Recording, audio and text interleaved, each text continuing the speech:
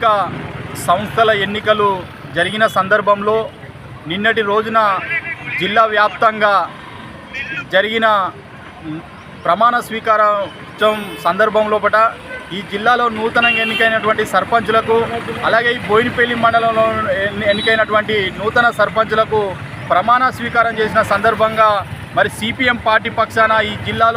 జిల్లాలో ఉన్నటువంటి నూతనంగా ఎన్నికైనటువంటి సర్పంచులందరికీ సిపిఎం పార్టీ పక్షాన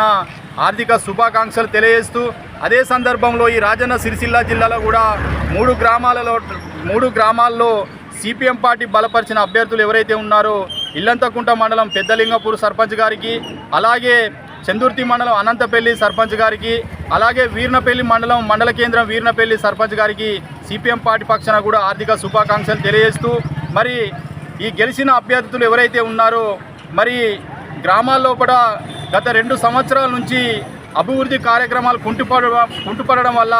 ఎవరికి చెప్పుకోనో అర్థం కాని పరిస్థితి లోపల ఈ 2 ఏళ్ళు గ్రామాల ప్రజలు అనేక సమస్యలు ఇబ్బందులు పడ్డ పరిస్థితులు దాపురించినాయి. కాబట్టి మరి నూతనంగా ఎన్నికైనటువంటి సర్పంచులు మరి ఇక నుంచి గ్రామాల్లో దృష్టి పెట్టి మరి కేంద్ర రాష్ట్ర ప్రభుత్వాలు కూడా గ్రామ పంచాయతీలకు ప్రత్యేక అధికారాలు కేటాయించి ప్రత్యేకంగా నిధులు కేటాయించి దేశానికి పల్లెసీమలే పట్టుకొమ్మలనే చెప్పి అనే నినాదం ఏదైతే ఉందో అది నిజం చేయడానికి మరి గ్రామ సర్పంచులు కూడా గ్రామ అభివృద్ధి మీద దృష్టి పెట్టాలని చెప్పి సందర్భంగా సిపిఎం పార్టీ పక్షాన కూడా పిలుపునివ్వడం జరుగుతుంది. ఎందుకంటే గ్రామాల్లో ప్రజలు ఎంతో నమ్మకంతో మా